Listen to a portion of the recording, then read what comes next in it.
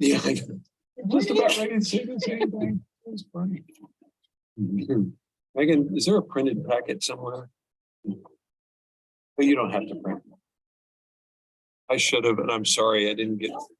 Okay, thanks. Are you sure? Yeah, Paul Thanks, Wilson. Ann. Yeah. I know. Just about ready to say the same thing. Megan, is there a printed packet somewhere? Yeah, but you don't have to print. I should have, and I'm sorry, I didn't get. Okay.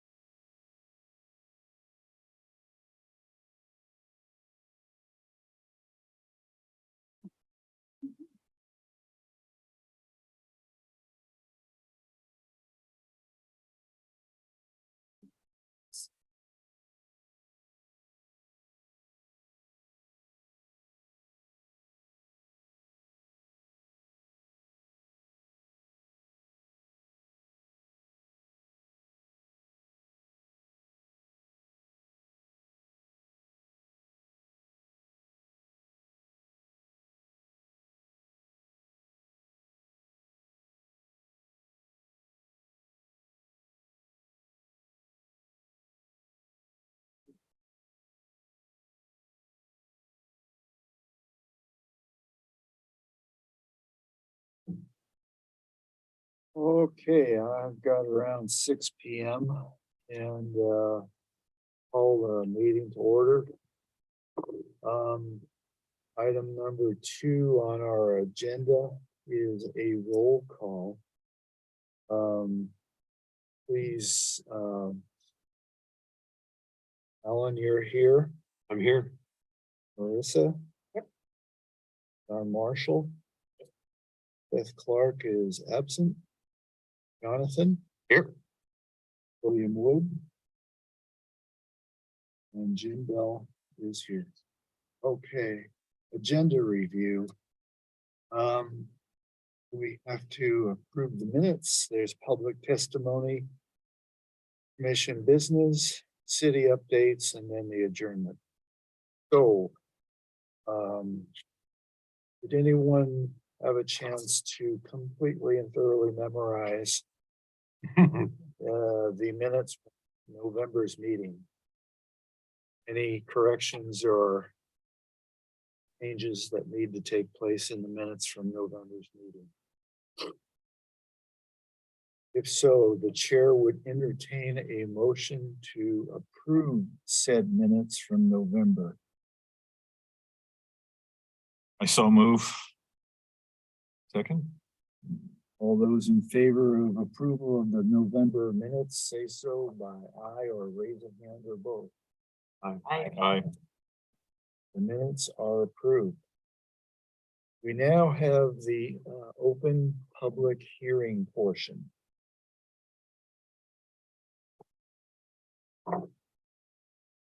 I will now open the public hearing at 6 whatever PM. This hearing is on land use application SUB 0122 submitted by Bruce Weichert Custom Homes for a subdivision containing 15 lots. Criteria and standards that apply are found in the 2022 Coburg Official Zoning Code Ordinance A200L under Article 12 Traditional Regulations, Article 7 Traditional Residential District Regulations, Traditional Medium Residential District Regulations, Article 8 Supplementary District Regulations, and Article 10 the Type 3 Procedure. All testimony and evidence shall concern the approval criteria described in the staff report or other criteria in the comprehensive plan or land use regulations that the person testifying believes to apply to the decision. Failure to raise an issue with sufficient detail to give the hearing's body and the parties an opportunity to respond to the issue means that no appeal may be made to the State Land Use Board of Appeals.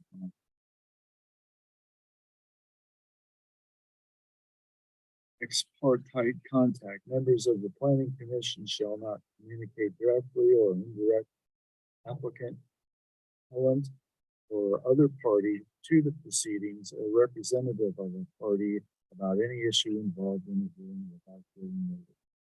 Note: in city staff and the Planning Commission is not considered ex parte contact.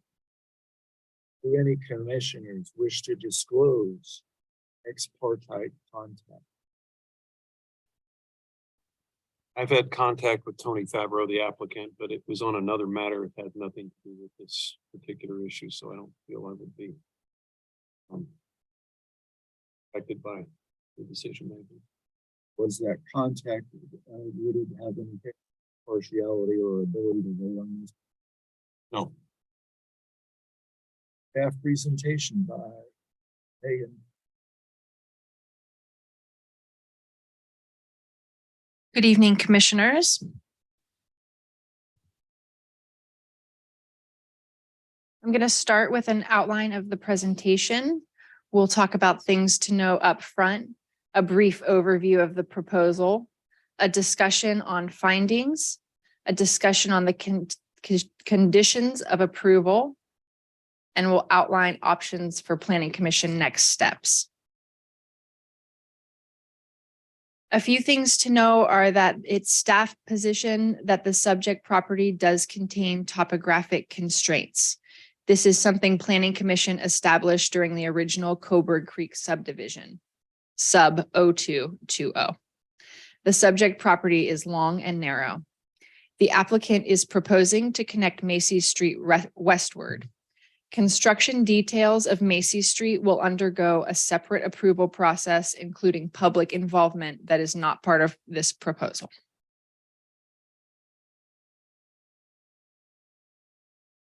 It has very recently come to staff's attention that the interested parties from the original Coburg Creek subdivision should have received notice and been provided the opportunity to comment on this application. Therefore, to ensure legal requirements are met, staff recommends that tonight's hearing is continued to the January 18th meeting. The hearing will proceed tonight with the staff report and testimony, but it is recommended that no deliberation or decision take place this evening.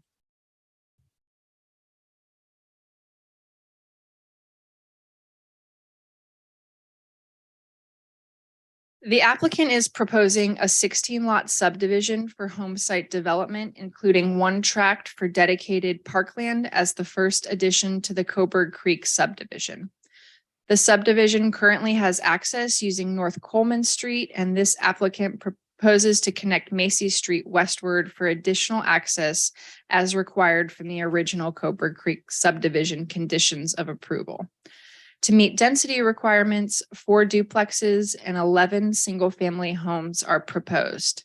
Tract D will be deeded to the city for eventual park and open space.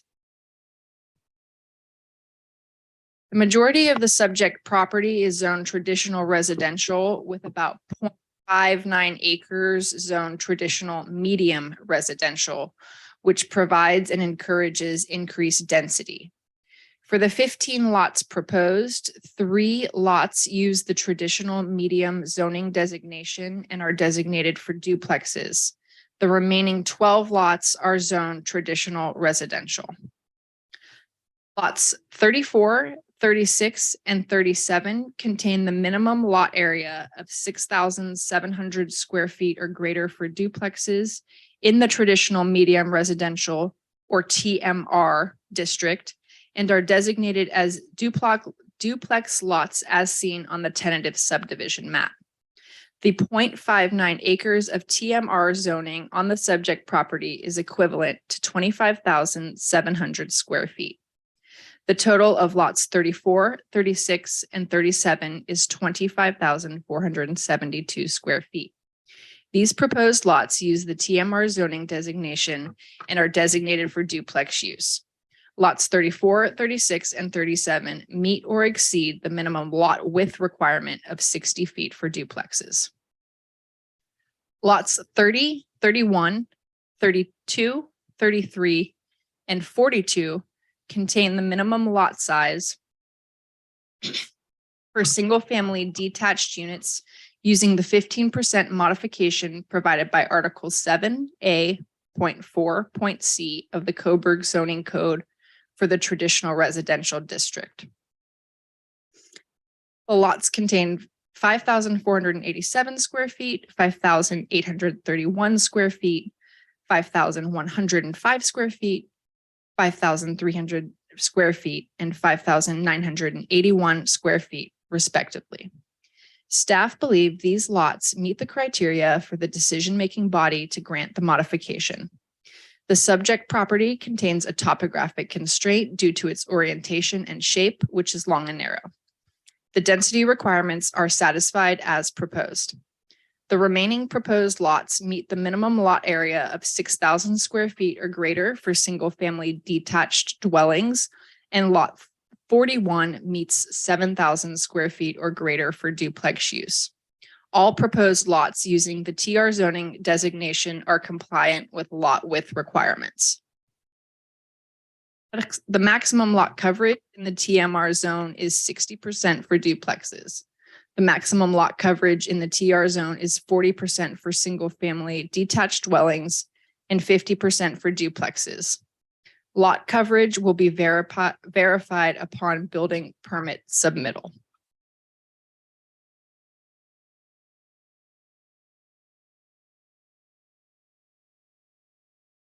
Minimum density standard when lots are created through land division involving 4 or more lots is 60% of the maximum density in the TR district and 80% of the maximum density in the TMR district.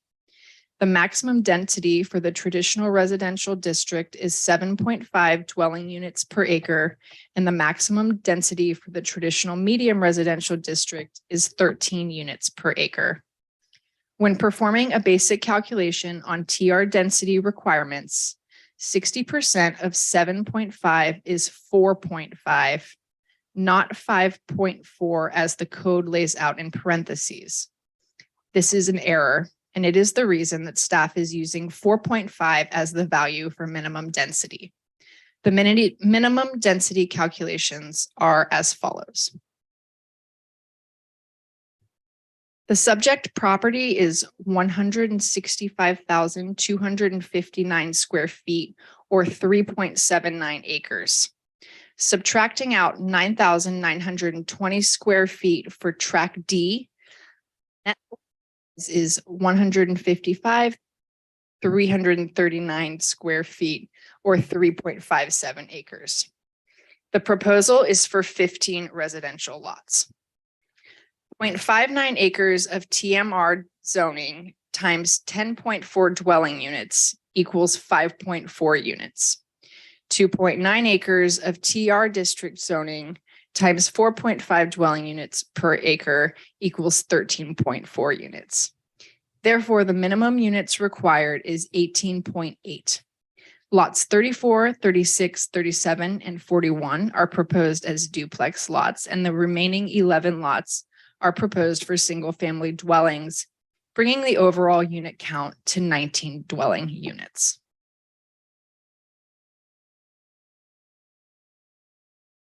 The proposal will involve the creation of new streets, which will be constructed to full local standards. Concise plans for street construction will undergo a public improvement review process by the city engineer before any streets are constructed. The design of Macy Street beyond the limits of the subject property will undergo a separate approval process. Required improvements will be determined as a result of that process. Macy Street is classified as an existing local street and shall conform to the standards providing in the zoning code. The applicant has submitted preliminary street plans as shown on the detail sheet. There is one dead end proposed at the terminus of Skinner Street, which is constrained by the northern boundary of the urban growth boundary. The code allows for an exception to dead ends for properties that contain topographic or environmental constraints. The proposed dead end has been designed to accommodate a hammerhead turnaround for emergency vehicle access and to meet required fire code. Additionally, the dead end will have a reserve strip placed on it to preserve access to future development should the city limits and urban growth boundary ever be expanded. A full connection of Macy Street is proposed to provide an additional access to North Coleman Street as required to develop the subject property.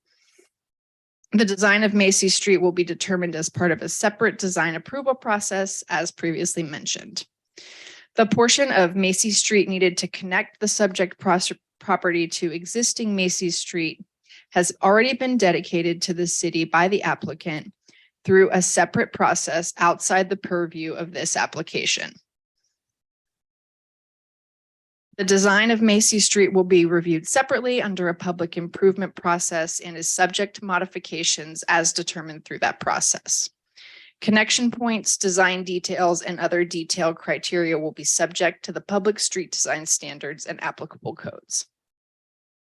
A 25-foot bicycle pedestrian emergency vehicle access easement is proposed to connect Skinner Street. Skinner Street contains insufficient right-of-way width and has traffic concerns that do not allow vehicular use and will include removable bollards at both ends. This is also a condition of approval from the original Coburg Creek subdivision.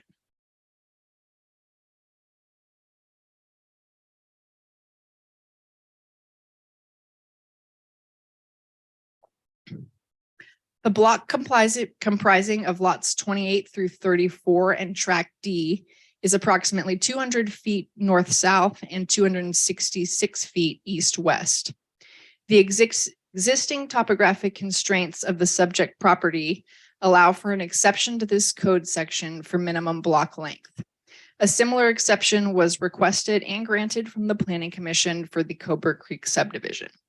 The presence of a topographic constraint allows for an exception to the minimum block length. Reserve strips will be required to control access to Skinner Street and to provide a buffer between Van Dyne and residential use. 2 reserve strips will be required in total. 1 will be placed at the northern terminus of Skinner Street and 1 on the north side of Van Dyne. Reserve strips shall be shown and dedicated to the city on the final plat.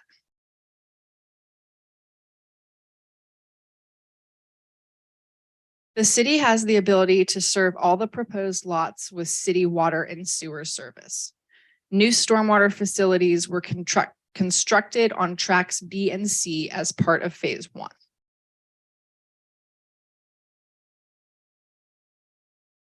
The applicant will be required to meet the parkland dedication standard. The gross area of lots 28 through 42 is 165,259 square feet. 6% of this value is 9,915.5 square feet. As seen on the tentative map, the proposed parkland is 9,920 square feet, which is 4.5 feet more than required. Tract D will be dedicated to the city and is to eventually be combined with Tract A and developed as a city park.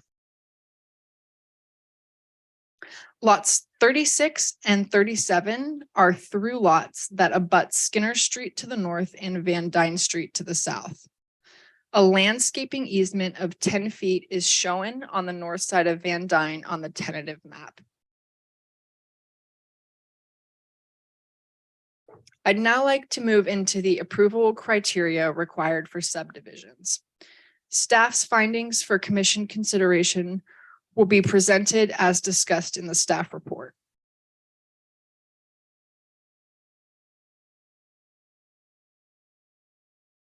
The proposed tentative subdivision map has been found to meet the basic lot standards of the underlying zoning designations as shown on the tentative map. The proposed subdivision will involve the creation of new streets within the subdivision. These streets will be constructed to full local standards as identified in the zoning code. The subject property contains topographic constraints due to its long and narrow shape. As such, the proposal falls short of meeting one of the minimum block lengths, but there is an exception to minimum block lengths for sites that contain topographic constraints. 5 lots also fall short of the minimum lot size, but qualify for and meet the size requirements provided by the 15% modification. The applicant is providing the appropriate stormwater infrastructure as well as the required parkland dedication in the form of Tract D, and which will be dedicated to the city as future parkland. This criterion is met.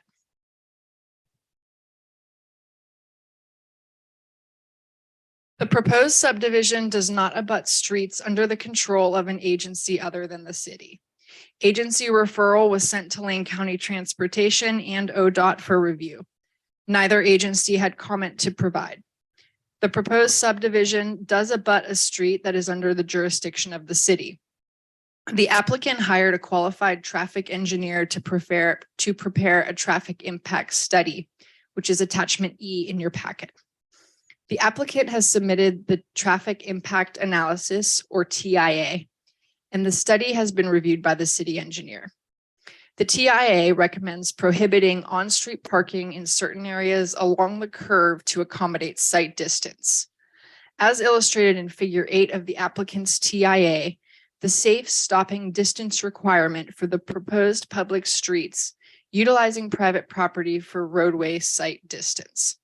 As such, a condition of approval will be applied to the final plat that shall show a permanent no-build easement over Lot 32 to accommodate line of sight for vehicles traveling within the proposed public right-of-way.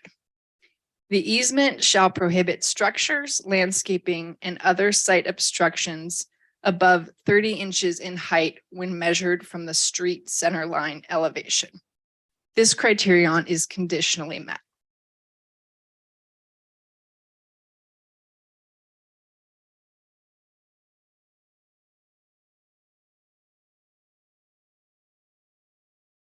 Applicant will be providing city water and sewer service to each home site developed. The city has the capacity to provide such services to the proposed lot without detriment to existing service levels. This criterion is met. The proposal includes the westward extension of Macy Street. The proposed extension of Macy Street westward is contemplated in Coburg's transportation system plan, as seen in Figure 3. As previously discussed, the applicant has acquired and dedicated the property needed to connect Macy Street. This additional access was required for Lot 27, the subject property to develop as a result of the Coburg Creek subdivision. The proposal also includes extending the network of pedestrian transportation with the pedestrian path connection of Skinner Street. The proposed subdivision does not preclude the extension of any known public access easement and, where necessary, allows for their appropriate continuation. The applicant's civil engineer has submitted preliminary public improvement sheets for streets, utilities, easement, and stormwater management. Planning Commission can find the applicant can feasibly meet the city's engineering standards for public improvement. Prior to the authorization of construction activities, specific construction level public improvement plans will be submitted and reviewed by the city engineer as part of the public improvement review process. The proposal uses the remainder of the property under the same ownership as the Coburg Creek subdivision and will not adversely affect the development of the remainder or any adjoining land or access thereto. The subject property is not located within the flood zone, nor is it known to contain any geological hazards. The chief of the Coburg Rural Fire District has no comments or issues on this proposal. Adequate water, sewage, disposal, and drainage facilities are proposed as part of the subdivision.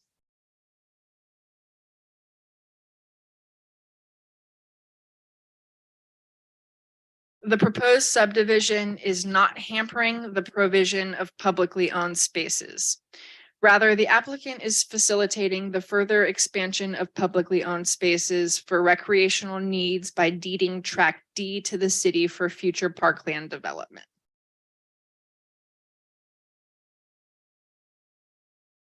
The proposed subdivision is located near existing residential areas and is located on a parcel that is zoned and designated for future residential development.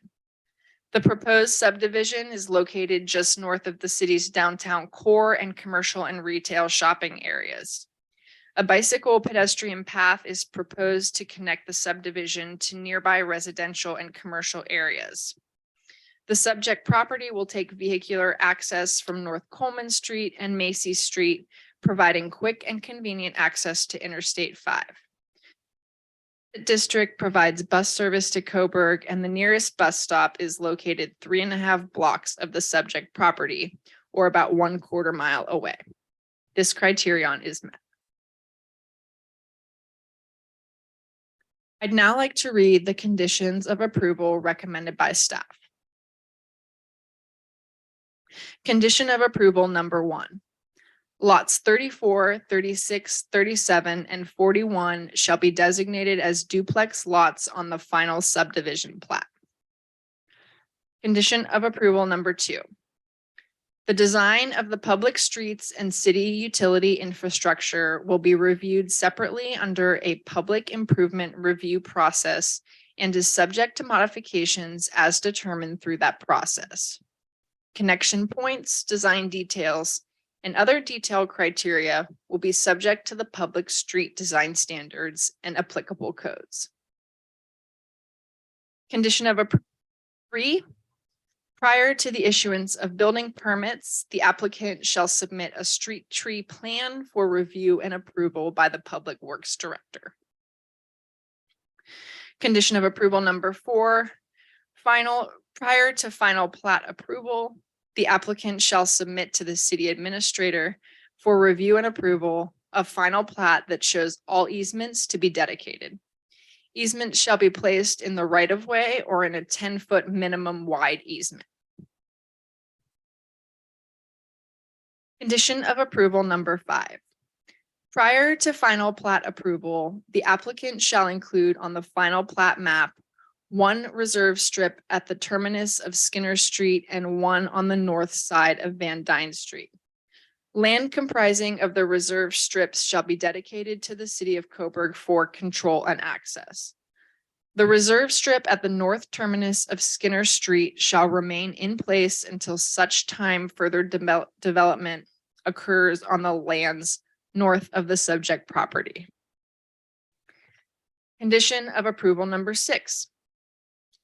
Prior to the issuance of building permits, the applicant shall submit to the Public Works Director plans for street names. Condition of approval number 7. Prior to final plat approval, the applicant shall submit a final plat to the city administrator for review and approval that shows tracts D and all public right-of-ways to be dedicated on the final plat. Of approval number 8. The final plat shall include a permanent no-build easement area over lot 32 as seen on the applicant's tentative map dated December 8th, 2022, to accommodate line of sight for vehicles traveling within proposed public right-of-way. The easement shall prohibit structures, landscaping, and other site obstructions above 30 inches when measured from the street centerline elevation. Condition of approval number 9. Prior to final plat approval, the applicant shall furnish to the city administrator a performance guarantee containing the required elements as required in Article 12.E 1 through 4.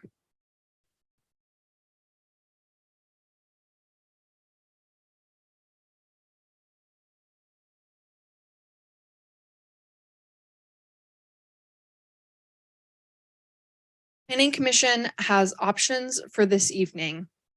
Staff does recommend approval of this application.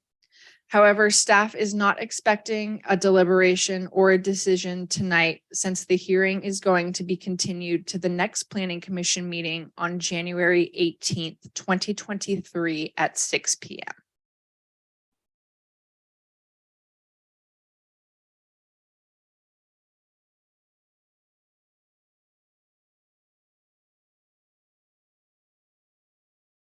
Thank you. On my list is the applicant's comments and testimony on this application. Please remember to state your name and address for the legal record.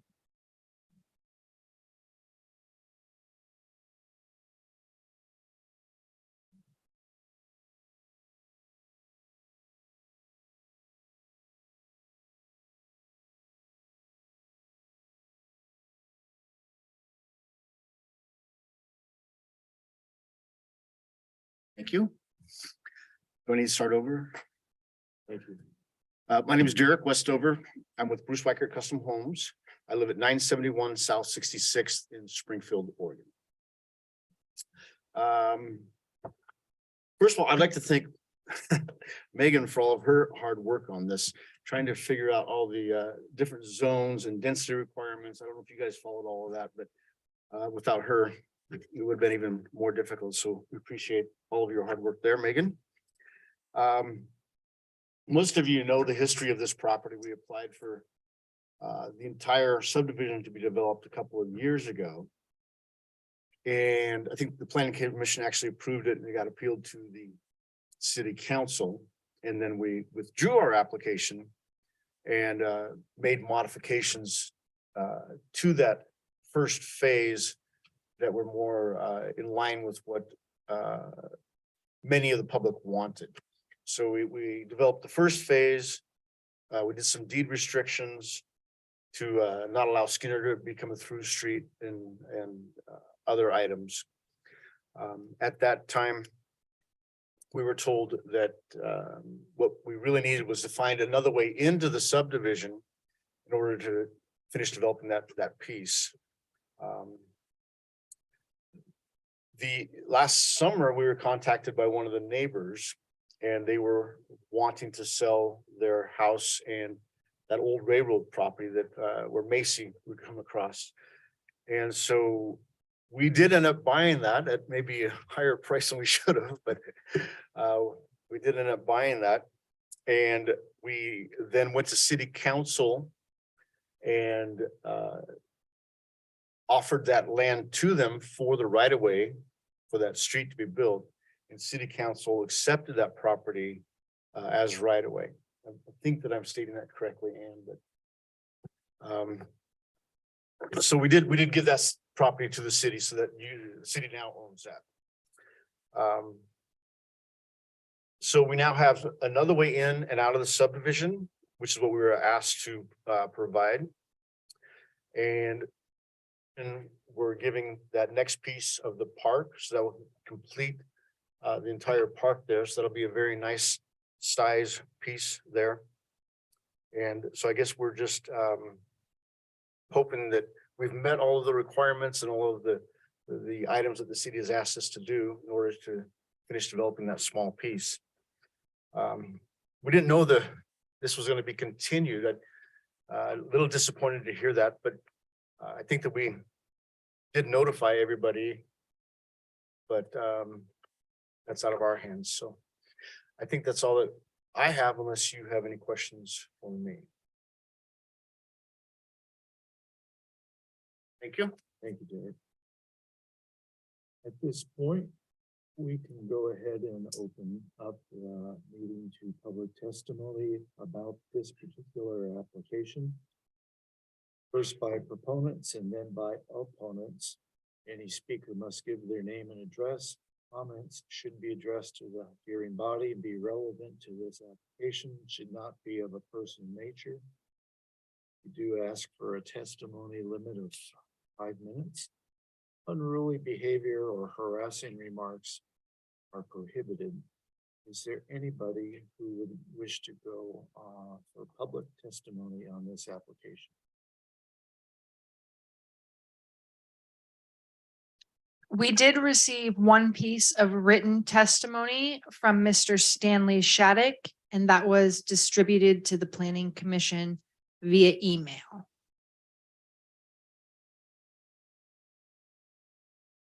So we have accepted Mr. Shattuck's written testimony and correspondence, and that will be in the record.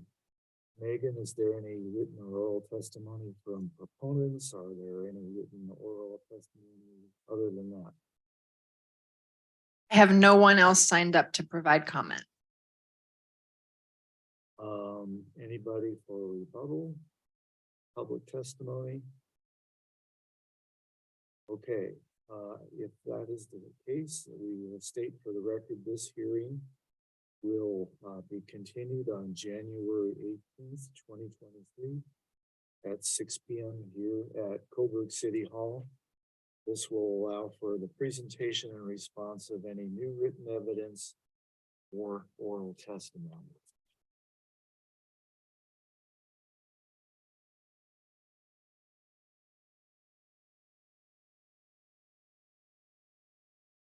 Question, Yes. clarification on why we continuing the meeting hearing? So there was a.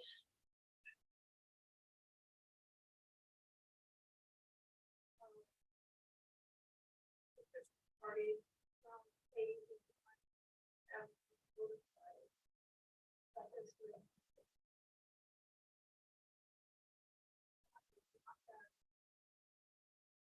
And it said. Legal staff. Well. It was just, recommended by our legal. That we just,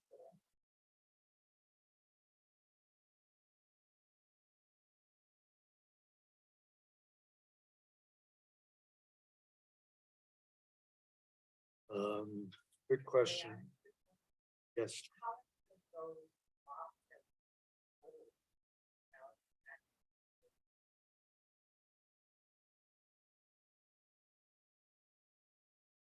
Are you talking about in the first phase? or Yes, the second? first, I believe that's what we're talking about, right? In phase one, those property owners in phase one were not notified. no, Oh, it sorry. was party, who signed up with the information about the application for the.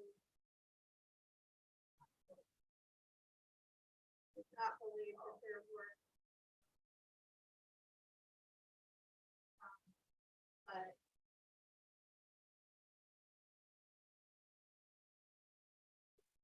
Question. As to whether district parties should have been notified. Or.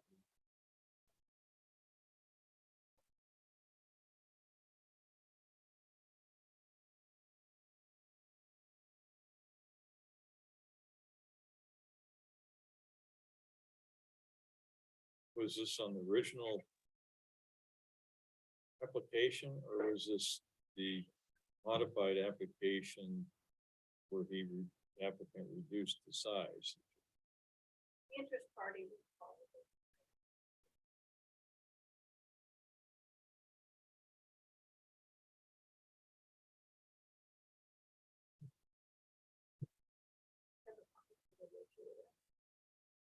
That's.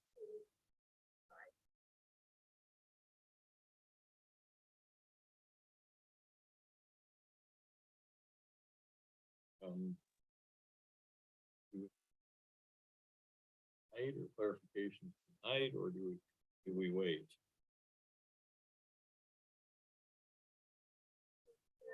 Question. Should we close the hearing and then do that?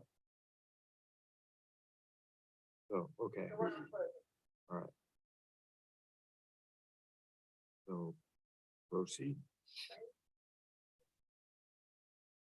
Was curious, wasn't real clear on how much of Macy Street beyond the limits of the current property we're going to be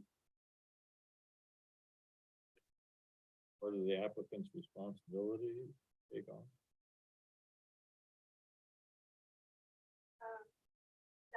That's the by engineering.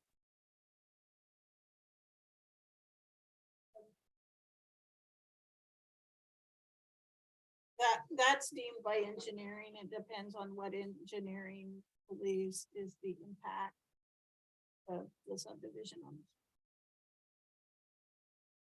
So, well, the city will also be doing work there. We'll combine that work with the applicant at the same time. So, the applicant would be responsible for the street as it serves the neighborhood. Well, I may. North Harrison, AC Street, North Willamette are all substandard, do not meet city standards, specifications. All those will be will be used to access this property. Who's gonna take on that responsibility for those repairs? The city is already, so North Willamette and Harrison already are in the planning phases of upgrades next summer, So they, as well as Macy itself too, as Macy as well. so they'll be done in conjunction or at the same time. Right. Those improvements will be done. Absolutely. Or more.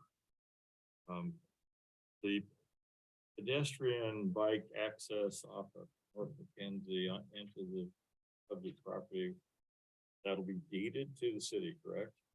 As a public right of way.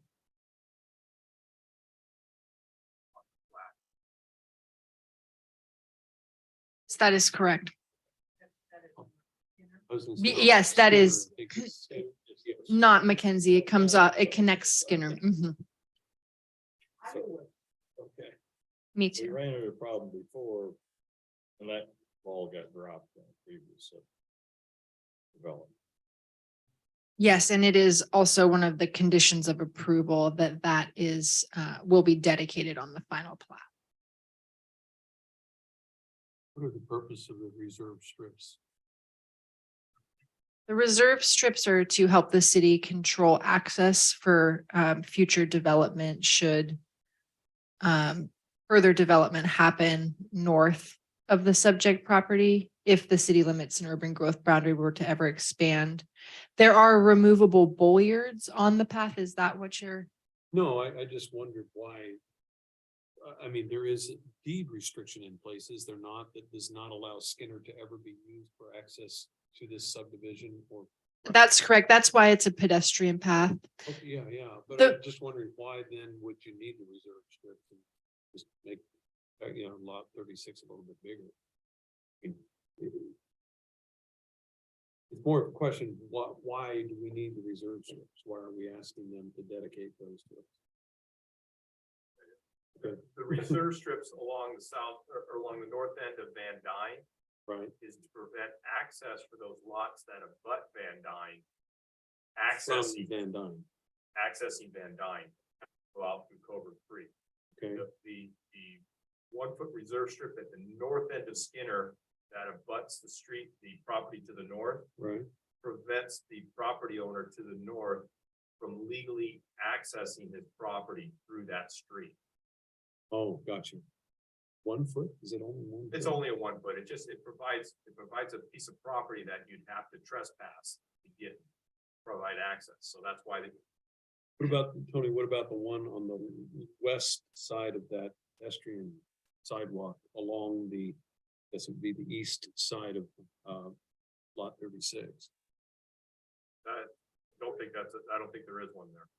Oh, okay, I may be looking at it wrong then. Okay.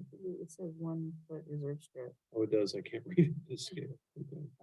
But it's Like where bigger. the pointing, there should be an arrow pointing just to that. Yeah, one I'm foot.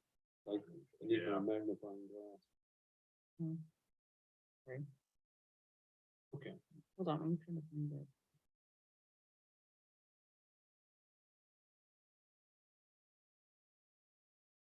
yeah, I was talking Oops. more about this, I'm sorry, right See. over there. What is this?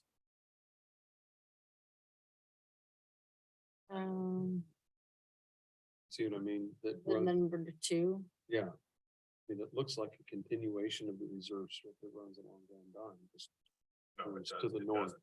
It's not that. It's not. That's just part of the area that you dedicated to the city for, For, Public emergency access. vehicle access, okay. bike and pedestrian. And those bollards are removed in the event of an emergency, need for an emergency access, right? That is correct. Okay. Yeah, okay.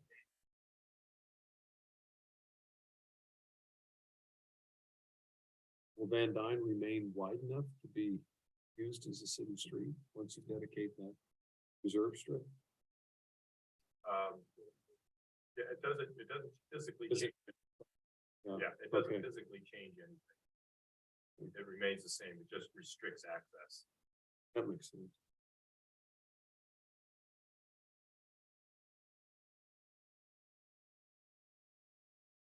Answer questions. I do have, one. You said that the design of Macy's Streets extension is going to be also a public hearing or part of a public hearing, is that right? So there will be neighbors that will have some ability to ask questions about the design of the street? So I'm not sure if it will technically be a public hearing, but it will be a public process. There is an open house scheduled for the beginning of February where different designs will be presented and the public can provide comment on which design they prefer or dislike and that type of thing. Who makes the decision as to what the design is going to be? Is it more than It was anything? a specifically city council.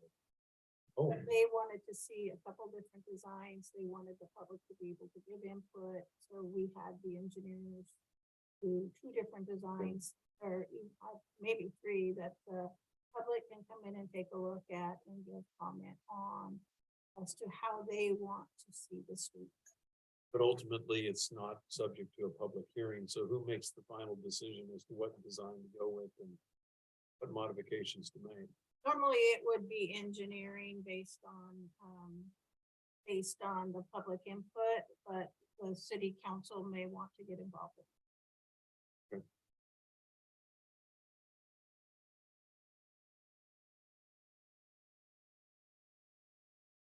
Anybody else?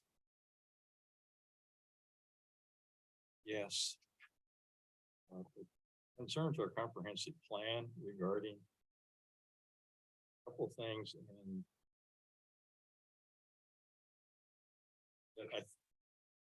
that are not in the development code. One is streetlights. Under goal 11 of our comprehensive plan, policy 1, it does mention streetlights will be part of our development plan. And yet it hasn't occurred at all in the last developments. And I was curious why. It is a requirement that empty conduit is laid so that infrastructure such as streetlights may be provided.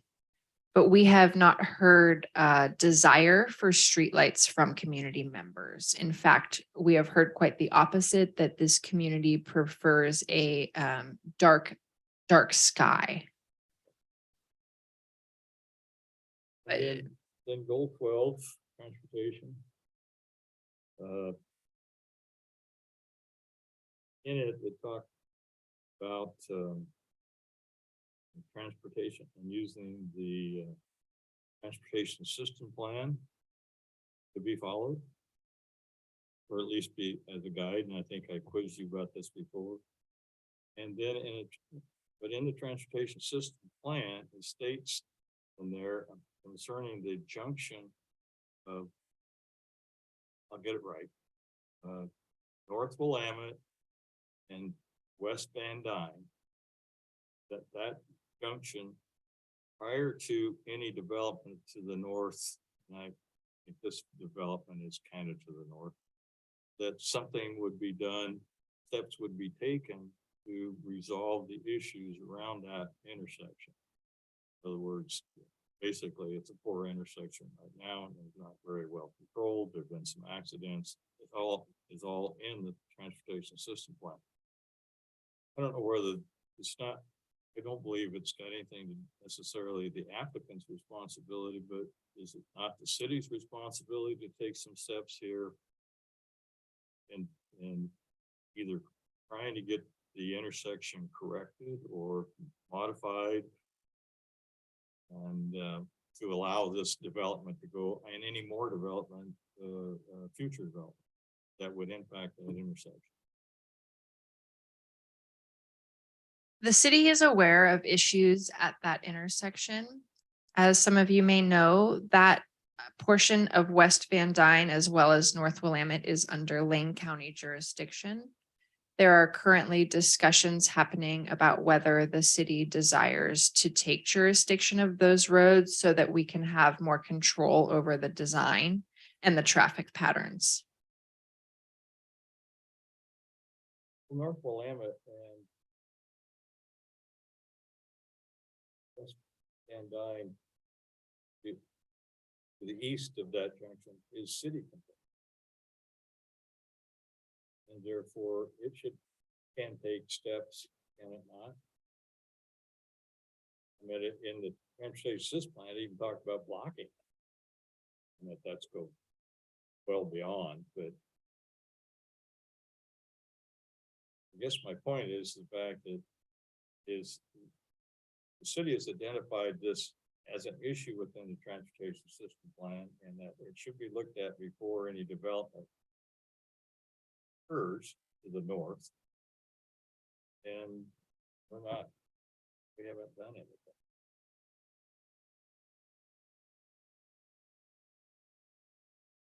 You're talking about right up here on North But Willamette. and it's, Van Dyne. it's, That is trucks what's can't up. even make it. Oh, yeah. So, I don't know if there's something that maybe we be addressed separately, maybe back to the city council, go to the city council, request city council, do something officially to the county saying we need to do something with this intersection because we're having some new development come in and we're still looking at the same intersection that we addressed back when this transportation system plan was first done.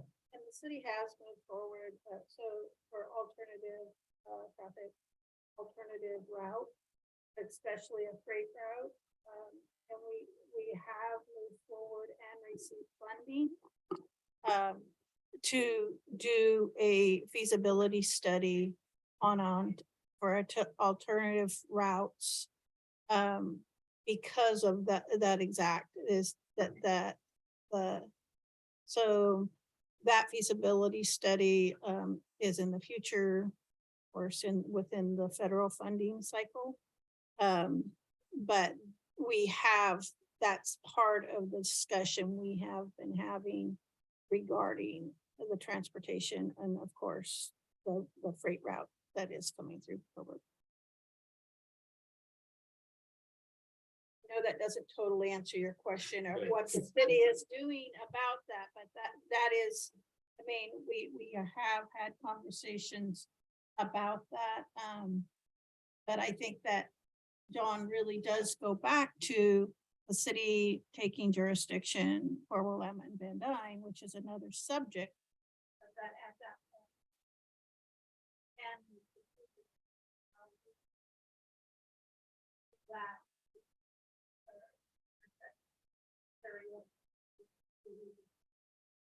Well, obviously, I think, I don't know if it resolves in this particular hearing, but or even within the planning committee, but that by development to the north and to the east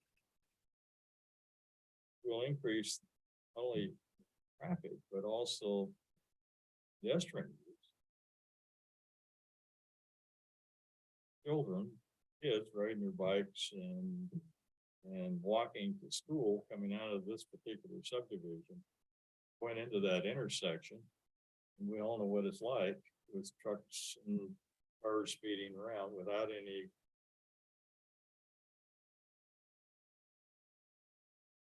traffic control devices, traffic calming devices. I think that's what they like. At that intersection, something to make it a more safe.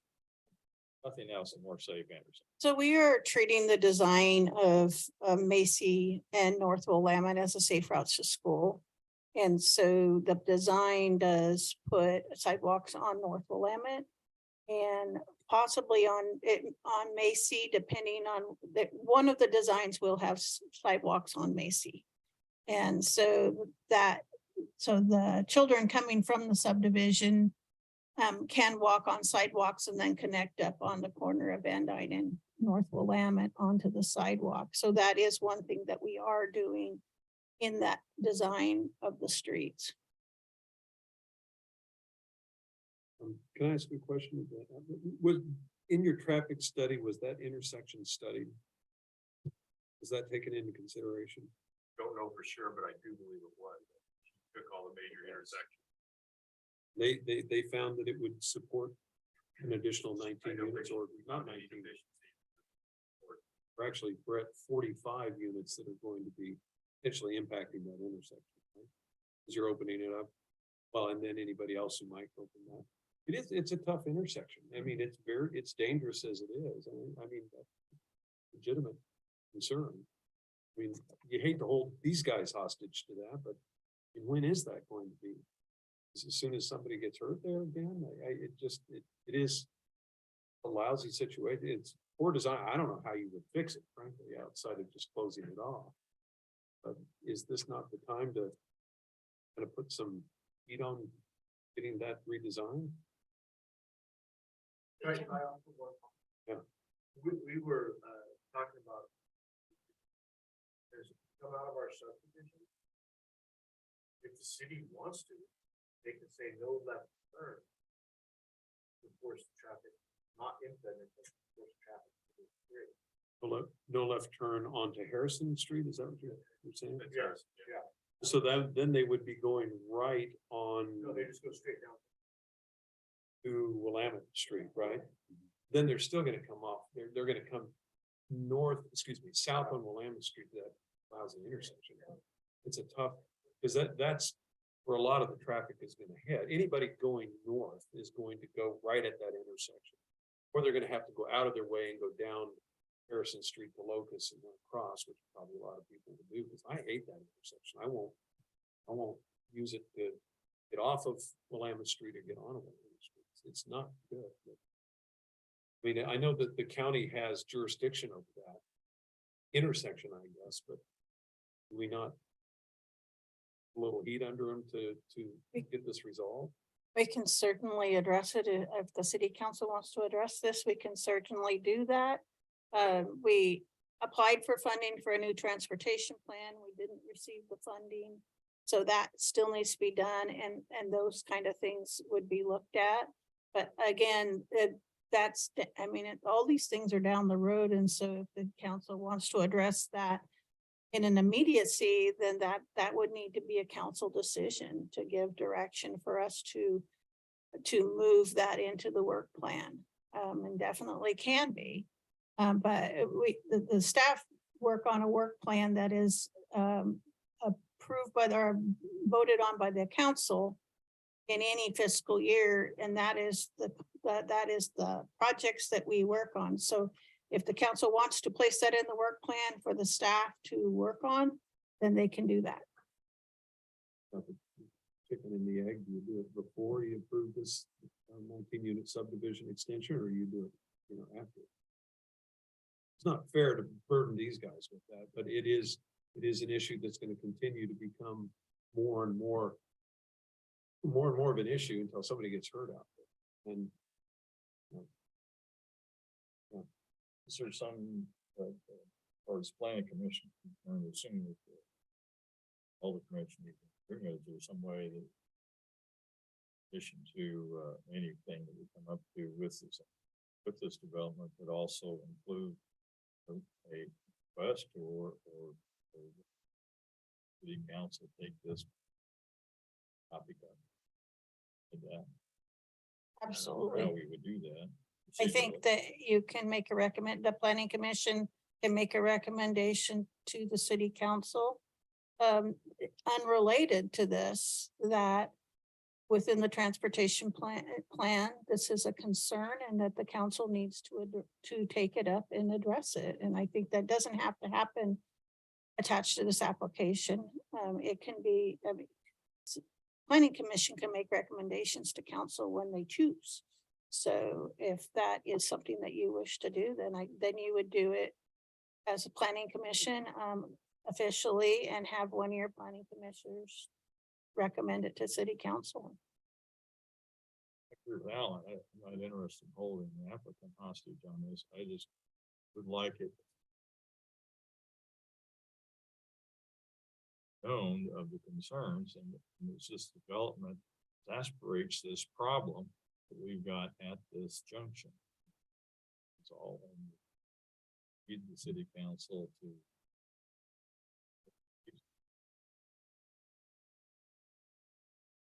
give some direction, if you will. Maybe formally to the county, say, we need to do something. This is a great topic also for a transportation committee that does exist, that also can make recommendations or provide information to the council. And I believe that committee will begin meeting again after the first of the year. So that is an informal committee that meets specifically on transportation. I would like to see this revisited in the January meeting and possibly have a motion to make a recommendation to city council. From my perspective, I also know that irregardless of this subdivision, there are businesses that are growing north of town that use North Coburg Road and other roads. And the number of trucks coming through town is growing irregardless of the subdivision. And they're using, we all know, they're using the interior streets, east of Willamette Street for shortcuts too, and it's getting worse and worse. And this won't have probably any impact on that, but it's an issue. Curious as to why, I don't mean to go back to this, as to why the street design for Macy Street extension is not included in this public hearing. And the only reason I say that is that extension, the circulation in this neighborhood is what's going to be the biggest concern for people that live there, right? And shouldn't that be nailed down before shouldn't that be nailed down as part of this public hearing? I guess I go back to why is the city engineer, I know you're going to have this powwow where everybody gets together and looks at various designs, but ultimately it comes down to the engineer's decision as to whether or not design A or design B goes forward. Should that not be something that the neighborhood has something to say about? That is what the public here, that's what the public open house is about. This was a council direction that street at the time of the dedication of the road, so that Macy could go through. Part of that was the council direction that there would be a couple different designs that would be presented to the public prior to the road being built. So the applicant is providing a draft design of the road, but as Megan has stated, it's based upon what will be required by engineering, and that is based upon what the decisions the council makes based on public comment. Yeah. There was a public hearing about accepting the donation. Oh, sure. Yeah, I understand that.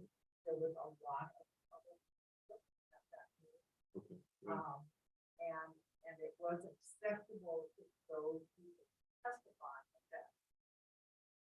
that we would come back with some design standards and then, Okay. I don't know, I hope that answers. Yeah, it does. It does. It does.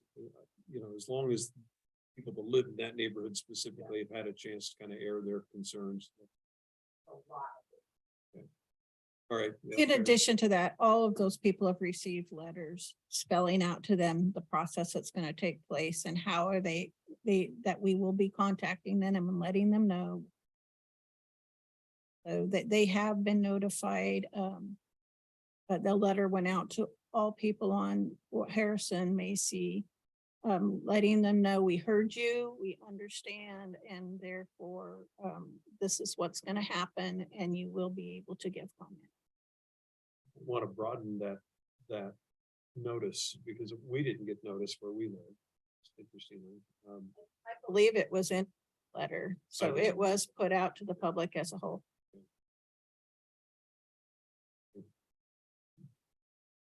As we're still in the formal hearing phase of this meeting, how shall we address city updates and the administration?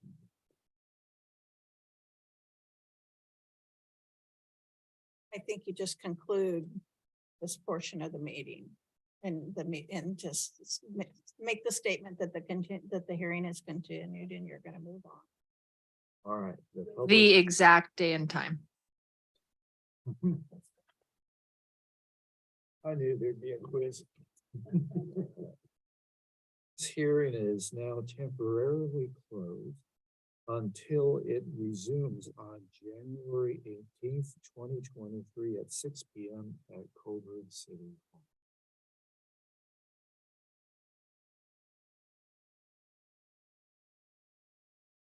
City updates, please.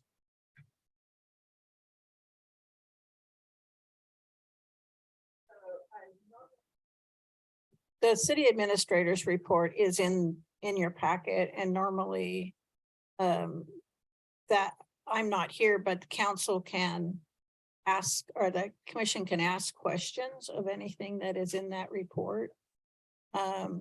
So I can give a few updates, but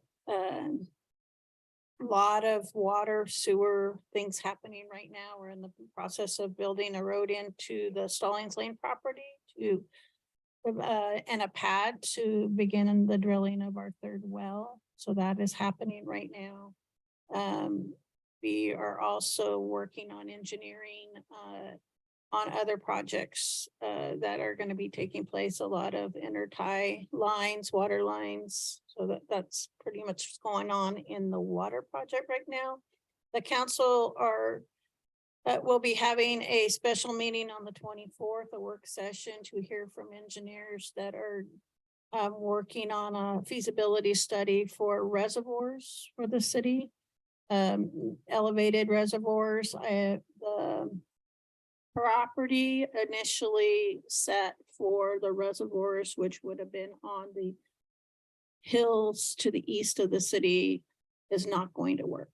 And so we need to bring the reservoirs down into the city on flat ground, and the recommendation is elevated reservoir. So there has been a feasibility study going on regarding where that would be placed and what kind of reservoir, what size of reservoir. So that work is taking place and the council will receive information on that at the end of January at a work session. As far as streets, right now we're pretty much wrapping up Mackenzie Street.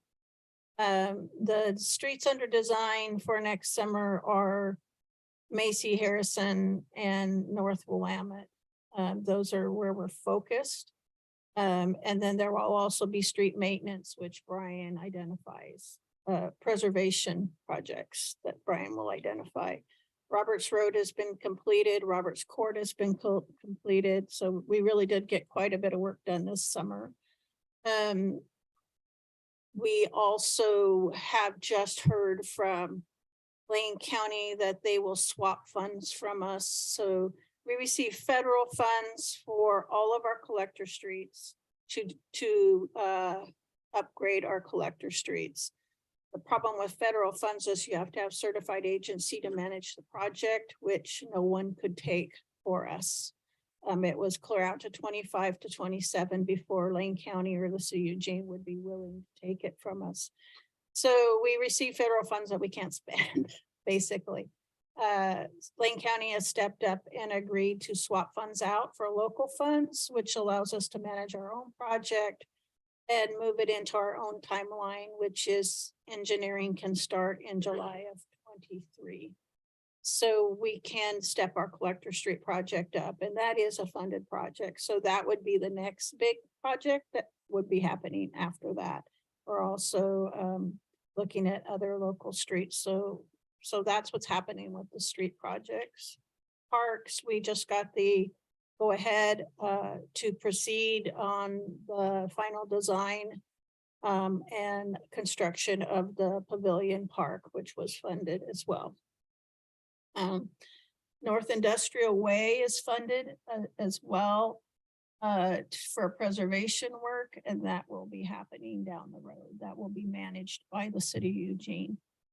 So those are the contract, the capital projects going on right now.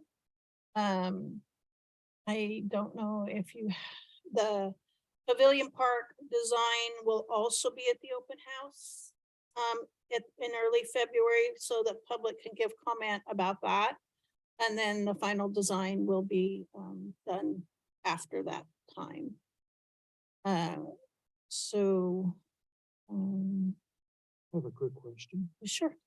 With the new state law allowing cities and towns the ability to take over county and state streets, my understanding of that is you still need a traffic engineer and civil engineer to sign off on anything that the city proposes.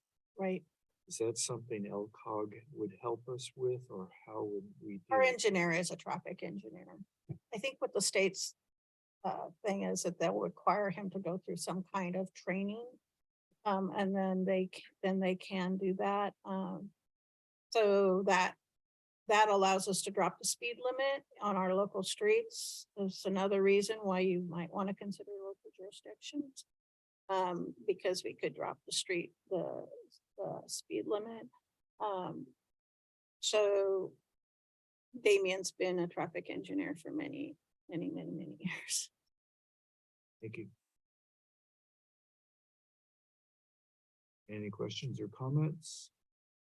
All right, the meeting is adjourned.